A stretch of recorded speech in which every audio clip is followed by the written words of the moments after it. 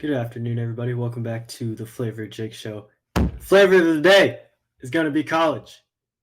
Everybody has tried, not everybody. People go to college, and we're going to talk about what that's like. What is dating like in college? What is looking for apartments like in college? What is Greek life in college? What is homework like in college? Purdue is one of the most prestigious schools in the United States, according to a lot of Google sources, because we can always believe everything on Google. But we're going to talk about Purdue. We're going to talk about college life, and this is going to be fun. And today we have a guest, a friend of mine.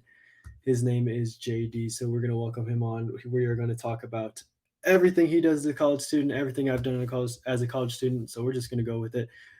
Ladies and gentlemen, my friend JD.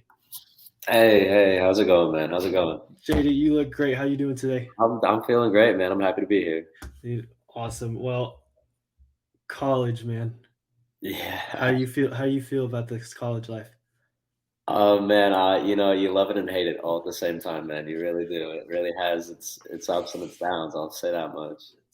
Dude, college, it's such a mess. Everybody who goes to college can agree. It is a Yeah, mess. And it here is. at Purdue, people have every story that you can think of, all their own stories. You don't even know what you're going to see at Purdue. So, to be honest with you, let's just get started. I know you're currently in the soccer club at Purdue. Yeah. Now we don't have a men's soccer team. Shout out to the ladies on the soccer team, doing great. They made it to the second round of the NCAA tournament. I believe they're playing Notre Dame. I Yeah. need to do more research on that. But men's club soccer team, or is it like co-ed club? No, it's men's club all the way through and through. So, Jeez, and you played soccer in high school. What positions did you play? so in high school, I did a little bit of everything, anywhere from center back all the way up to central mid and outside mid. And that's kind of what I finished my high school career playing, and then kind of what I transferred over to as soon as I started playing club here.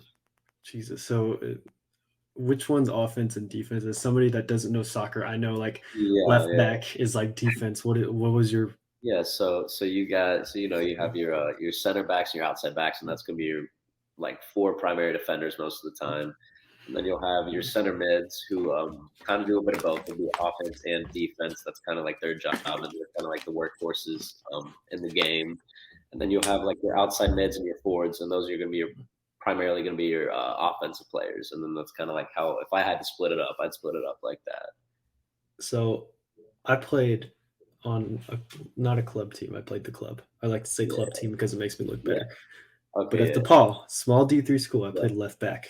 And I was Okay. told that's one of the most useless positions. Is that correct? I wouldn't say that's a useless position. I think every position, if you get a player that can play and No, like I know them. you're lying. You don't even have to answer that uh, question. I would say that because the guy, our left back, his name's Diego. He's a hell of a player. He plays really well, but and I would say it's his position. He makes plays every game that definitely impact the game. So I wouldn't say so it's a useless position. so I gotta know, what's the traveling you do? You said you do clubs. What's the traveling Yeah. like? Do you guys just drive there? Do you fly over? Do you have to organize that? Is it paid for? What's traveling like with the club? So being a club sport, we start first week of classes is when we have tryouts, and then our season starts literally the following weekend, and we go all the way through the end of October is like our guaranteed season. And so we'll have our home games here, and that's pretty easy. We give rides for because our fields are a little off campus, so we'll give guys rides there. But away games, we mainly travel west of here, over in like Illinois, like the Chicago area up in there.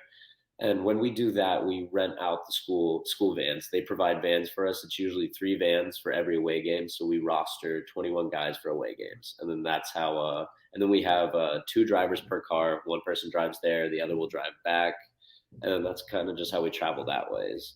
And then for regionals, it's the same way. Our regionals, luckily, have been in Grand Park, which is just outside of Indianapolis, only an hour away. So we'll take the vans and do that when we go there. But the only time traveling ever changes is when we make it, or if we make it to nationals. So we did that my freshman year, and we did that this year as well. And so my freshman year nationals were in Austin or Round Rock, Texas, right outside of Austin. And so when we had that, we flew out there, and it was about like a Wednesday to Sunday kind of a thing. And so we flew all the way out there, and then we through our club money, through the money that we had from like our dues and everything like that, we rented out cars and bought hotel rooms, and like that's where we stayed for like that 4 or 5 day span. And then for this nationals that we are actually going to this week, we leave Wednesday morning at 3 a.m. on a charter bus going down to Foley, Alabama, which is about 10 minutes from the coast of or the Gulf of Mexico down there, about 15 minutes off the shore. We'll take a charter bus down there. I think it's about like a 12 to 14 hour bus ride somewhere in there. And so that's mainly how we do our traveling for the team. Jesus, dude, that sounds like a lot. It's just with club money, so you guys pay dues at the beginning of the year. Yeah. I'm assuming that's the same thing for most Purdue clubs. I don't really know. I'm fairly certain because I have other friends on different club teams, and yeah, you have your dues and everything like that. Jesus, that's it. That's ridiculous. So let's move over to Purdue. So Okay. you went to high school like what, an hour from here? Yeah, about an hour away. It was Brownsburg High School, which is it's like northwest suburb of Indianapolis, and yeah, just about an hour away. And what made you choose Purdue? Oh, so coming out of high school, I actually like I didn't really Purdue was not my top choice. I wanted to go play. I had offered to go play soccer at the University of Indianapolis, which is it's a small D2 school, and I had my mind like set on that. Like I'm gonna go do this. I'm gonna be going away. And a week before I had to like make my final decision on if I wanted to go to UIndy to play soccer, I changed my mind last second. I was like, you know what? I want to try the big school experience. I want to be in the Big Ten. Purdue's a great school. They have a great program for what I want to do, and I turned down my offer, and I came to Purdue, and I was like, let's just give this a try. And I knew going in I wanted to play club here. I had heard really good things about the club team, and the rest is kind of history. I've been here ever since. Jeez, yeah, I started out at a small D3 school, and then I moved to Purdue. It's probably the best decision I have ever made. Purdue is a lot of fun, a lot of things to do at Purdue's campus. If you get yourself involved, anybody at Purdue watching this, please join a club. Your life will be so much better. I know most of you guys probably won't be 21 until your junior or senior year, so it's a different world when you're 21, I will say that. But join a club. It helps a lot with your college experiences. JD can probably support me in that claim. Overall, Purdue, like I said, one of the most prestigious schools in the U.S. People can argue about that, blah blah blah, whatever they want to do. What's your major here at Purdue? Just straightforward. What's the major you I'm got? I'm a chemistry major. Chemistry major. So chemistry is god awful at Purdue. From what everybody else told me, everybody in my class, chemistry is not fun. Yep. So with the stress level of college and how Yeah. mental health is paid attention to nowadays, how do you handle chemistry, the homework in chemistry, the work outside of class, and doing club soccer? How do you handle that? I will say it's a daunting task, getting up every day and just knowing that what I have to get done each and every day it's stressful. It really adds on. Uh, I'm not going to glorify my major because I know there's plenty of other difficult ones out there, but yeah, no, the classes that you really take and you really dive into, especially later on in college, just they become harder and harder. They become more difficult, and coming with that comes tougher exams, tougher homework, tougher just assignments in general, and you're just expected to do and know more. And man, yeah, it's stressful. You get up every day, and I think my thing is just when I'm able to plan my day out and really like look ahead and really like break it down to like one thing at a time, it helps me so much, rather than being just overwhelmed and chaotic. Just whenever you're able to organize these things and like, you actually need to get for the man, it changes things. I really think organization is the biggest thing in my opinion for what's helped me get through my course load and my coursework and being able to like keep my days structured and kind of staying true to that. Yeah, the time management is definitely a big thing. If you're looking at coming to Purdue, manage your time wisely. There's currently a thread on Reddit. It's posted 4 months ago. is the question is Purdue really that bad? Incoming freshman here, I've seen so many posts about how tough classes are and how stressful everything is, and it goes on and on and on. I'd appreciate if someone could just tell me straight up how it is. Somebody said personally through the subreddit, students who will post something about Purdue, Yeah. they've had a bad experience and they're angry and they want to post about Yeah. it. Yeah. Some students that have a positive experience, like you have at a restaurant, will just go on about your day. Yeah. So, I guess I'm kind of going. What's been like your worst experience at Purdue? Obviously, you're still here, so it couldn't be that bad. But Yeah. how did you kind of handle that pressure, and what would you tell the people looking to come into Purdue what it's really like? So personally, and this is I don't this isn't really going to happen again, and this is getting better. But I would say personally, the worst experience I've had was ever since kind of like COVID hit, and that really cut off my. So that happened during my freshman year, and when that happened during my freshman year, it kind of like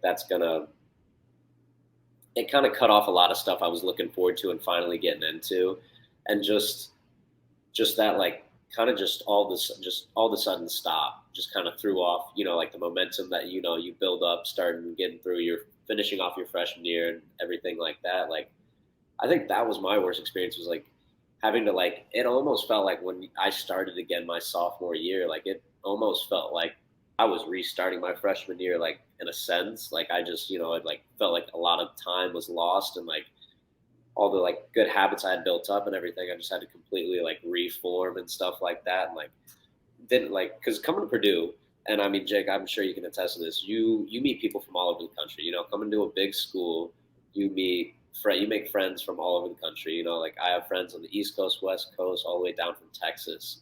And when COVID hit, that stoppage and like being able to like constantly see them and talk to them was just that was really tough. That was tough to like try and still maintain those friendships when everybody's got a million different things going on and like family to worry about, and just kind of coming back sophomore year and like trying to like reestablish that was really hard.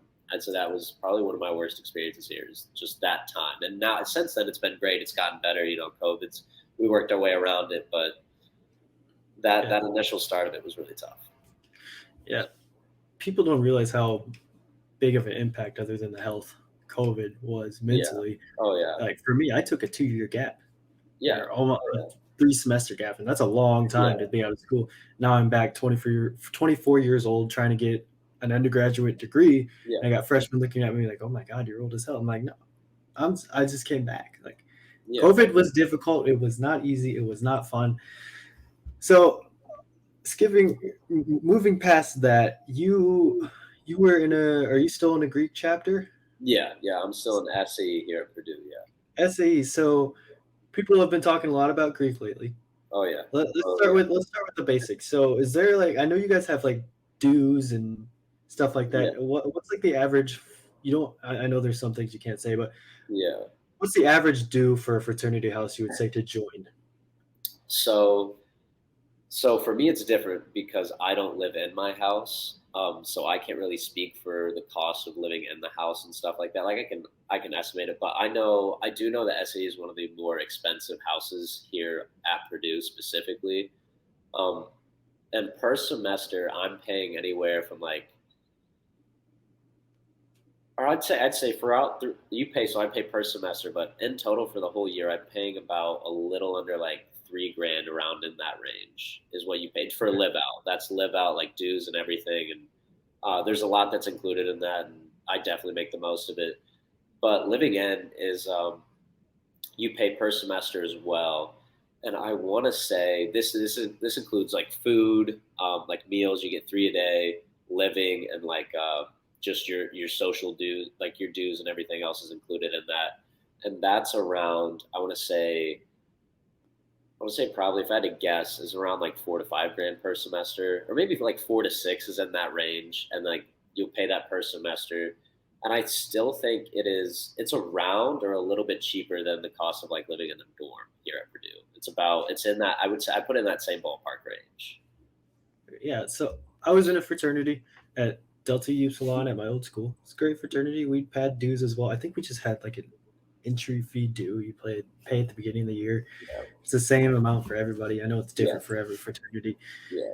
but yeah, a lot of stuff going around with fraternities right now. DU got banned here for I don't even know why. I don't really pay attention much to Greek life. But is there a difference between the Greek life and the non-Greek life in Purdue, like that lifestyle that you guys live? Like, how is it socially different? Is what I'm asking. So I feel like personally I get a good insight on this because I see what the social life is like when just being on like the club soccer team and how that kind of is, and I also get to see it with how it is being in a house, being in that environment and all that. And I would say there is a difference. I will say, I say when you do turn 21, that difference, that gap is really like it levels out a lot because that bar life is that just becomes that, and that's not there's no labels on that. Anybody can live the bar life. But I will say, being an undergrad, there is you're exposed to a lot of different stuff. Whether you if you do or do not join Greek life, especially socially, just the amount of people and like connections you make, and like yeah, partying wise too. Like that social aspect of it too is it's a lot more difficult if you aren't in a Greek house. Then you have to like kind of like know people. It's just a game of who you know at that point. So people get a lot of people will invite other people to parties, Yeah, yeah. and Greek life is very specific on who gets into those parties. Is there a reason for that? Or is it just because like that's how it was before, so we're just going to continue to do it now? I think it's a bit of both. I think there's that aspect of exclusivity that everybody, kind of wants to have and like have that like facade of that. But I also do think it's a bit of like that's just how things have always been in Greek life and everything like that. Like you hear stories and stuff like that that like it's just kind of how it's always been. It's been like you party with these people and like that's it. And like some things change here and there, but for the most part, I'd say that stays true. From what I've seen at least. Yeah, yeah. See, we're not going to get into the initiation to Greek life. It's different. A lot of controversy with it. We're not going to get into that. But Greek life, there was some positives when I was in it. It just was, excuse me, wasn't for me. But yeah, a lot of fun stuff. But Yeah. Purdue overall, one of the most unique places. We're going to transition into dating. One of the most Oh, unique yeah. places in the dating world. Purdue has a lot of. We're a bunch of freaking nerds. That's what we're. That's how we're gonna say it. We're gonna say it. All the guys here are nerds. The girls arguably are nerds, and dating is awkward here. So, your experience with dating here at Purdue, how has that kind of shaped everything? Does it make a difference being in SAE, or like what is dating life like as a college student here? So I think what makes dating interesting, at Purdue and just in college in general, is where you look to find it. You know what I mean? Because like especially with just the like days of like we have there's like Tinder, Bumble, like Hinge, you name like there's 1,000 different dating apps. And then especially when you're involved with Greek life and that party life and stuff like that, like yes, you're kind of exposed to just kind of like that culture, like, and I think a big thing about and what I this is like what I hate most about like the dating culture in college with like all the dating apps and stuff is like the hookup culture kind of surrounding that is like it's so I think it's the most difficult thing is to construe what somebody actually wants when you're like seeking somebody to date or you're wanting to get into that world is that it's just like that hookup culture is like at your fingertips almost in a sense Oh and yeah, stuff like that. And when you're in Greek life and like you have all these like functions or parties that happen like every other week or something like that. Like that culture is also just like right there, and it can be it's hard to see everybody's motives, especially when you're using these apps and everything like that.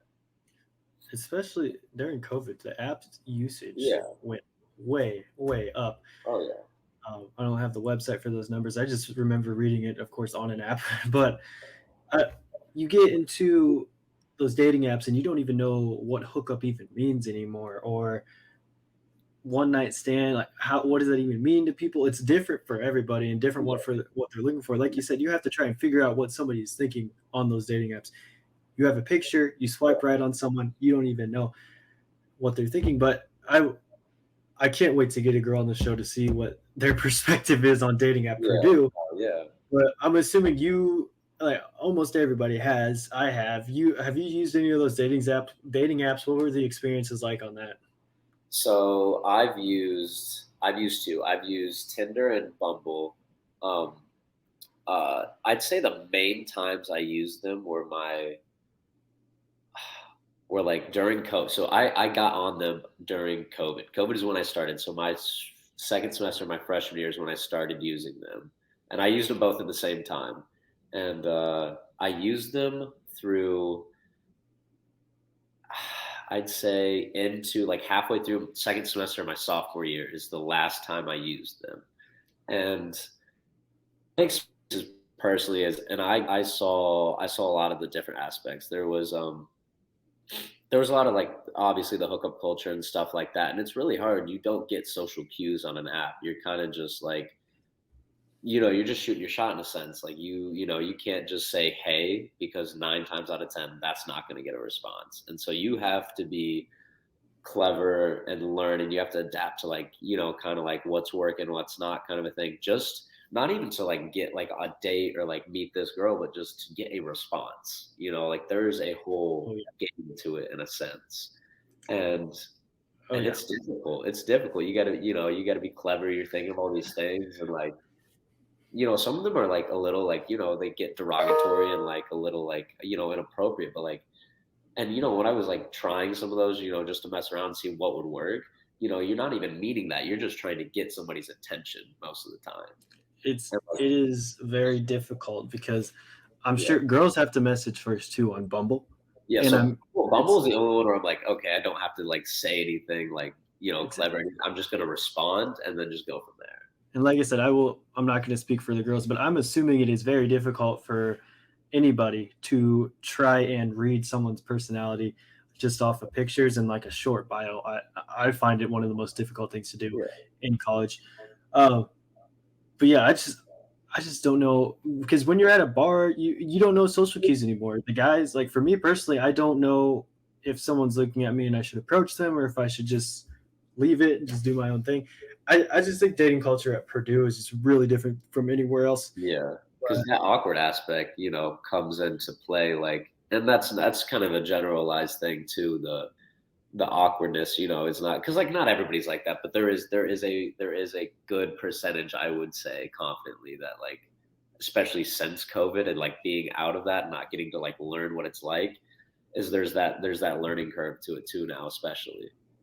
oh yeah, like I definitely like I said, I cannot wait to get a girl on the show to see what their perspective is. Yeah. And I also want to get an international student on the show because I think there's a lot of things that we do here that Oh are not normal anywhere else in the world. Like yeah, uh, easily. America is completely different. But to close out the show, JD, you've been a great guest. But Thank I you. gotta ask one question. Okay, let's You hear it. you swipe right on a girl, Okay. and they ask you where you're gonna take them on a date. What is your answer to that question? So okay, so like this has been just like a good starter is like ice cream. Being at Purdue, you know what the Silver Dipper is. It's probably a staple ice cream shop here in West Lafayette at Purdue. That's just an easy way to like, I feel like a first date kind of a thing needs to be in public. You don't want to impress a girl like you don't want to go like above and beyond on a first date, because then you're setting yourself up for disappointment down the road, and you keep it cheap at the same time. So that way you can still pay, you can still be a gentleman. You're in a good setting, and like it's just good conversation. Everybody likes ice cream for the most part, and I think that's just an easy start to a first date. Jeez, hey, I go all out. I will go karaoke. Just send it, full send it. Yeah, Well, I respect it. JD, thank you for coming on the show. It was great having you. Thank you. Hopefully, you're back on. JD might be a co-host to everybody, so he might be on a couple shows. So we'll see him around. Hopefully, he's back on soon. But JD, it was a pleasure talking to you, man. Yeah, man. Thank you. I appreciate it, man. Anytime, man. Have a good one, JD. All right. Thank you, you too. All right, ladies and gentlemen, that was a great show today. We will have more coming up within the next few days. Again, Raphael Davis coming on the show for Purdue basketball. It is going to be awesome. Hope to see you there. Have a great day, you guys.